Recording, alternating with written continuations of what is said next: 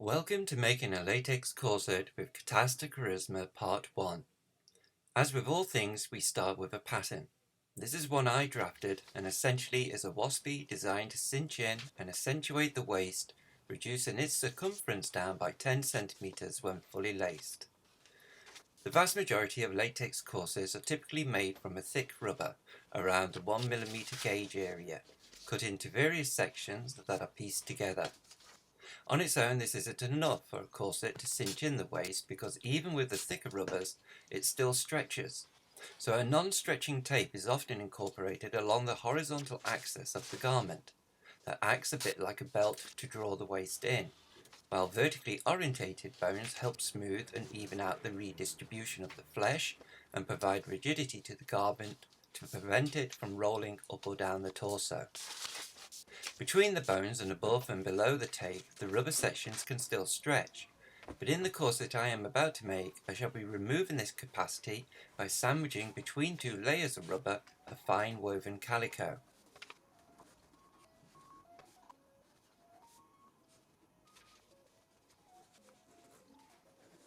Taking my pattern templates, I draw around them onto the fabric.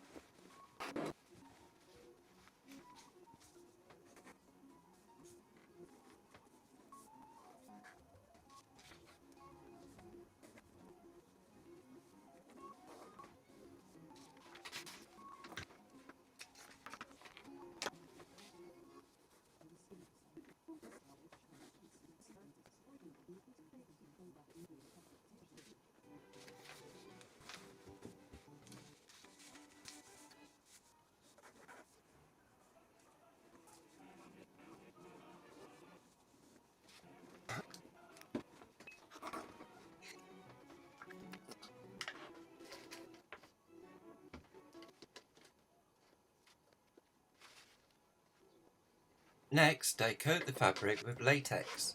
Here I have made the latex black so you can see its application. Using a piece of sponge, I soak up a small amount of the latex, just enough to be able to remain in control of the latex and start to spread it across the fabric. The first application will partially soak through the fibers of the cloth. I'm avoiding pooling the latex and trying not to miss any areas. I'm trying to ensure an even as possible coating.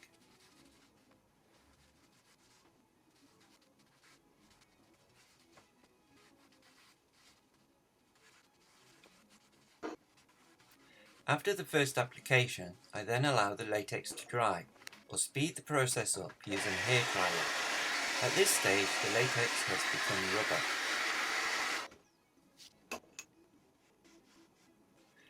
I now apply a second coat, allow it to dry, and then a third coat. With the first of these last two coats, I spread the latex on along the vertical axis of the individual sections, and the final coat along the horizontal axis. This produces a simulation of a woven texture, but really it is simply about producing a slightly textured surface, one that has tooth for when I later apply glue for bonding the fabric to the pure rubber sheeting.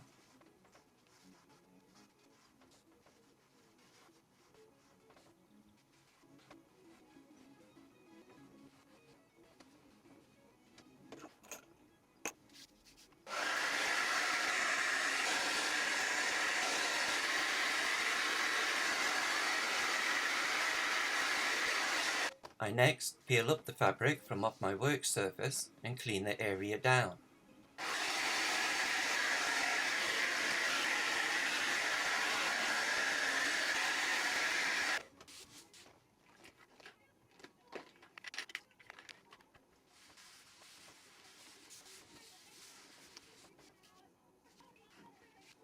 Flip the fabric over and apply two more coats of latex. This time the final coat is dabbed on using the sponge. This produces a different textured surface, and really I only do this so I can more clearly recognize which parts of the sections are to be the back and the front.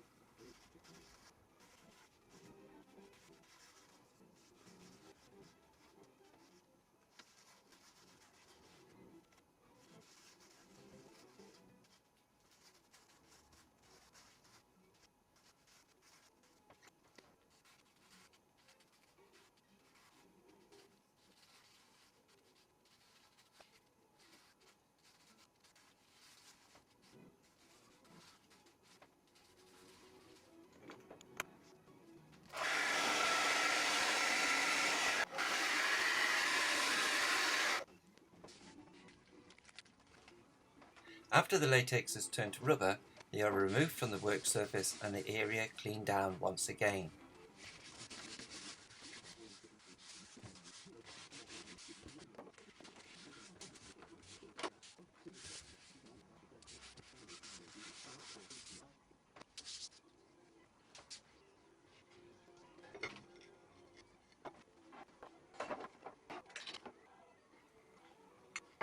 One side of the rubberized fabric then has a coat of glue applied to it.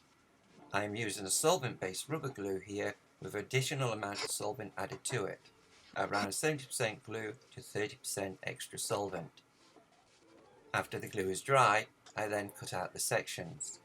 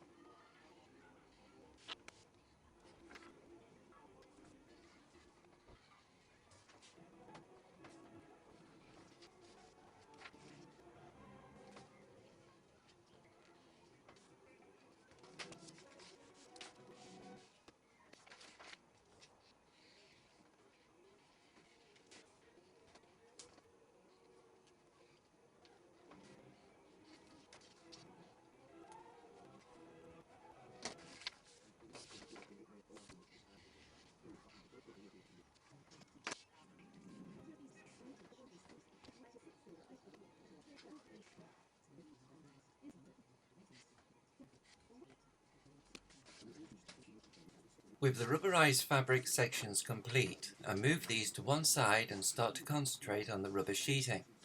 For this project I am working with a 0.5mm gauge black sheeting from Radical Rubber. Now for the lamination I will be bonding the smooth side of the rubber sheeting to both sides of the rubberized fabric, thus leaving the more matte and rough side of the rubber exposed. But this is only because I plan to paint with latex on top of the sheeting, the rougher surface providing more tooth for the latex to permanently adhere to. Ordinarily, however, I would bond at least one side of the fabric to the rougher side of the rubber sheeting so that the exposed surface of the garment has a smooth and polished surface. Taking the sheeting, I place my rubberized fabric sections upon it and mark out the general area. Remove the sections to one side and then coat the rubber in glue. By not cutting the sections out of the sheeting and then applying glue to them, I am avoiding as much curling of the edges as possible and working on a more stabilized surface. Once the glue has dried, I next carefully lay down the rubberized sections from one side, easing out any potentially trapped air from between the layers by stroking with my hand over the rubberized fabric or rolling over the surface with a roller. If, like me, you learn you have accidentally laid a section down incorrectly, you can still potentially peel it back, apply more glue, and after it has dried, relay it.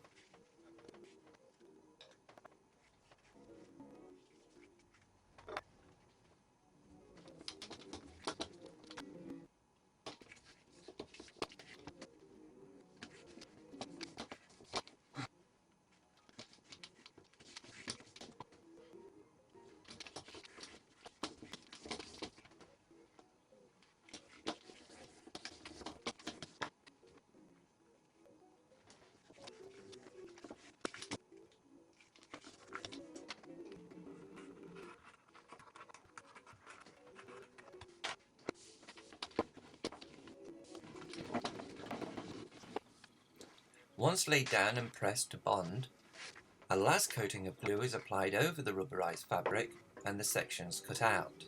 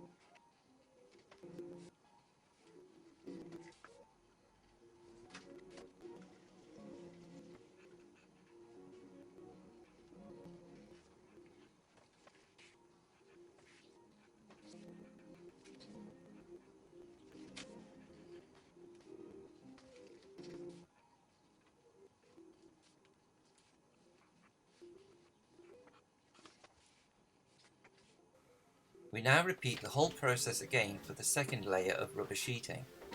Mark out the general areas, remove the sections, apply glue, wait for it to dry, lay down and bond the sections, then cut them out.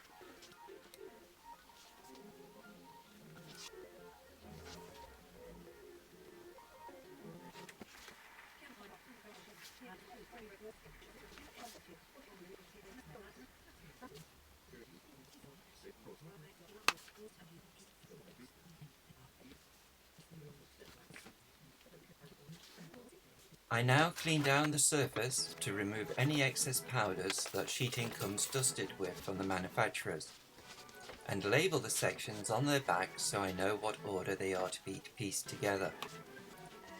The sections for the corset are now complete and are approximately 1.5mm thick.